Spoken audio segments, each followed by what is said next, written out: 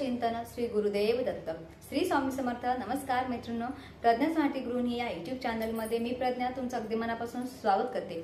30 April ते 6 मे पर्यंत आपल्याला अतिशय महत्त्वाच्या आणि प्रभावी अशा सेवा करायच्या आहेत, कारण की 30 एप्रिलला सुरू होणार आहे अखंड जप नाम यज्ञ सप्ताह आणि 6 मेला आहे श्री स्वामी समर्थ महाराजांची पुण्यतिथी। या 7 दिवसांमध्ये आपण खूप साऱ्या सेवेमध्ये सहभाग घेऊ शकतो, कारण की दिंडोरी प्रणित मार्गानुसारचे जे काही केंद्र असतात तिथे या साप्ताहिक कालावधीमध्ये खूप छान पद्धतीचे कार्यक्रम साजरे केले जातात।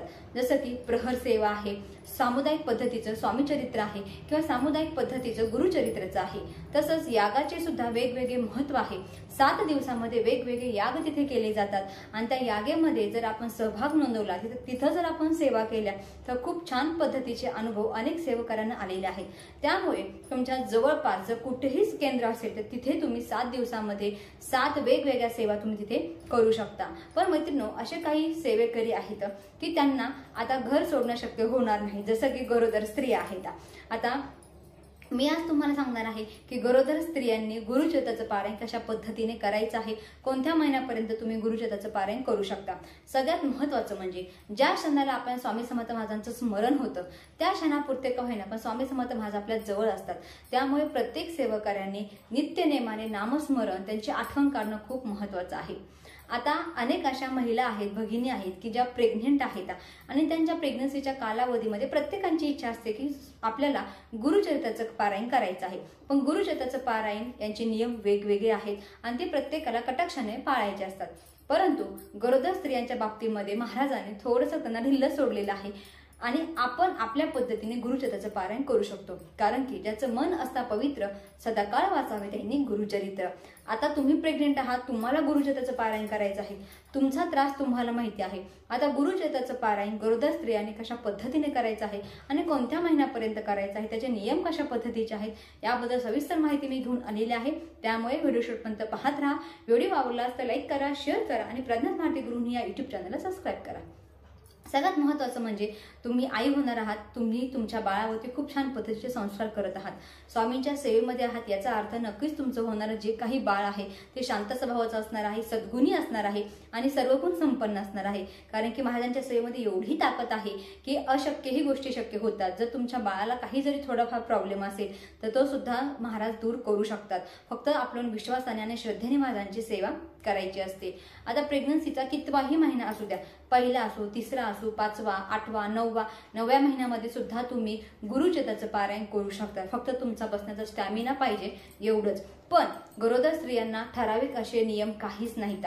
आता 30 तारखेला अखंड जप नाम यज्ञ सप्ताह सुरू होणार आहे। तुम्ही प्रहर सेवेमध्ये सहभाग घेऊ शकत नाहीत, कारण की तिथे जाऊन तुम्हाला सेवा करायची असते। जवळपास जर केंद्र असेल तर नक्कीच गरोदर स्त्रियांनी जाऊन तिथे सेवा करावी। पण ज्यांचं थोडंफार लांब आहे केंद्र, त्यांनी घरी राहून सुद्धा आपल्या 7 दिवस स्वामी समर्थ महाराजांची सेवा तुम्ही करू शकता। यातली पहिली सेवा आहे ते म्हणजे गुरुचरित्र।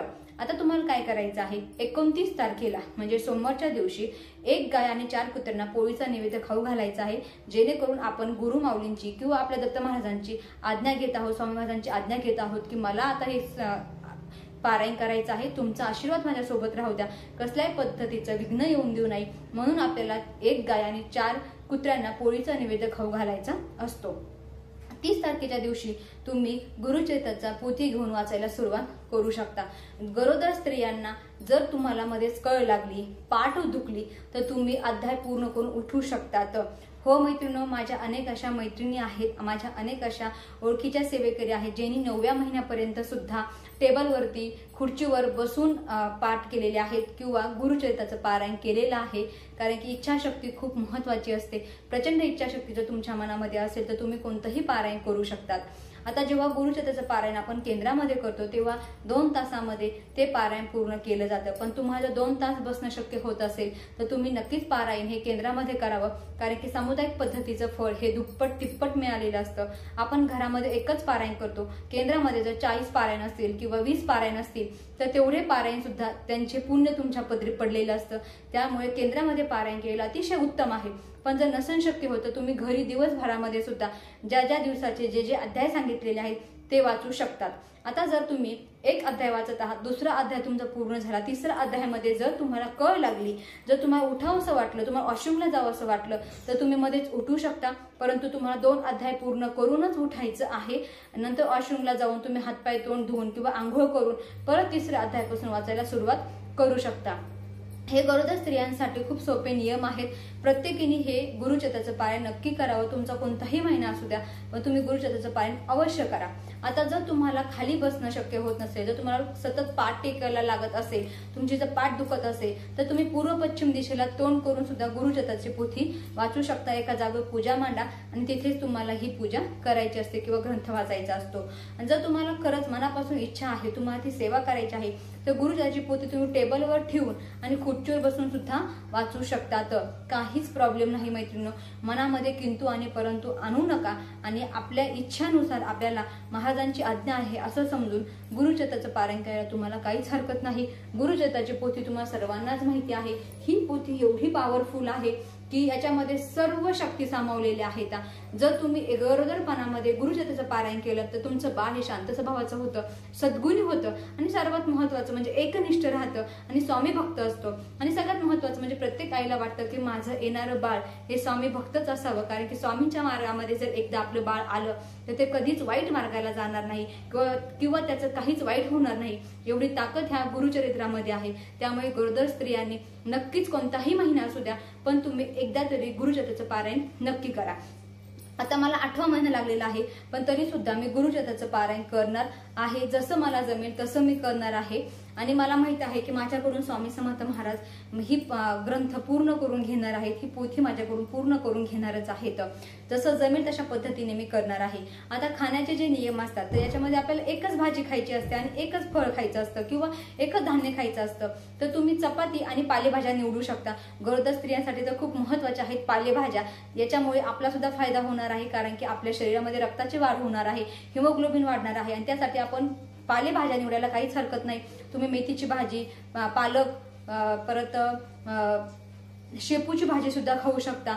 याच्यामध्ये फक्त आपल्याला डाळ वगैरे टाकायची नाही, कारण की डाळ हे दुधान्य असतं, तर आपल्याला त्याच्यामध्ये फक्त मेथी, पालक, शेपू तुम्ही खाऊ शकता। अशा वेगवेगळ्या आहेत भाज्या। तांदूळचा आहे, तांदूळचा सुद्धा तुम्ही भाज्यामध्ये खाऊ शकता आणि चपाती निवडायची आहे। तुम्ही 7 दिवस हे जरी खाल्लं तरी सुद्धा चालणार आहे। तुमच्या वेळेवरती टॅबलेट्स घ्या, तुमची औषधं घ्या आणि जसं जमेल तशी महाराजांची ही सेवा करा। उपवास वगैरे करण्याची काही आवश्यकता नाही। तुम्ही कोणत्याही वेळामध्ये जेवण करू शकता आणि कोणत्याही वेळामध्ये तुम्ही गुरुचरित्राचं पारायण वाचू शकता। फक्त दुसऱ्यांचं अन्न त्यावेळेस खायचं नाही, कोणाच्या घरी जायचं नाही, मौतीला वगैरे जायचं नाही। असंही प्रेग्नेंट बायका आता कुठे बाहेर जात नाहीत, कारण की प्रेग्नन्सीमध्ये स्वतःचा जीव जपणं, बाळाचा जीव जपणं खूप महत्त्वाचं आहे। टेन्शन फ्री राहायचं आहे आणि टेन्शन फ्री राहण्यासाठी आपल्याला स्वामी समर्थ महाराजांची सेवा करायची आहे। 12 ते 12:30 या वेळामध्ये आपल्याला कोणत्याही पद्धतीची सेवा करायची नाही, कारण की 12 ते 12:30 ही भिक्षेची वेळ असते दत्त महाराजांची। त्यामुळे 12 ते 12:30 या वेळामध्ये पोथी झाकून ठेवायची आहे आणि दिवसभरामध्ये तुम्ही कोणत्याही वेळामध्ये आपले पूर्ण अध्याय वाचून घेऊ शकता। संध्याकाळी झोपताना विष्णू सहस्त्रनामावली वाचायची आहे आणि त्यानंतरच तुम्हाला झोपायचं आहे। अशा पद्धतीने खूप छान सोप्या पद्धतीने मी तुम्हाला समजून सांगण्याचा प्रयत्न केलेला आहे।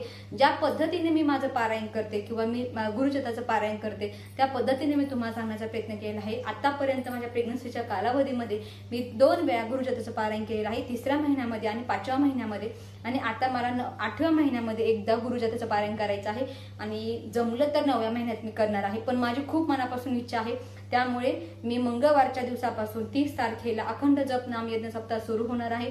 त्या दिवशी छोटीशी साधारण पूजा मांडून घरच्या घरीच गुरुचरित्राचं पारायण करणार आहे। तर अशा पद्धतीने कशा पद्धतीने गुरुचरित्राचं पारायण गरोदर स्त्रियांनी करायचं आहे याबद्दल सविस्तर माहिती मी सांगितलेली आहे। आय होप मैत्रिणी तुम्हाला छोटासा माझा व्हिडिओ नक्कीच आवडेल। व्हिडिओ आवडला तर लाईक करा, शेअर करा आणि कळ करून सगळ्या महिलांना विनंती करेल, ज्या आई होणार आहे त्यांना कळ करून विनंती करेल की तुम्ही गुरुचरित्राचं पारायण अवश्य करावं। अवधूत चिंतन श्री गुरुदेव दत्त। श्री स्वामी समर्थ। जय जय स्वामी समर्थ।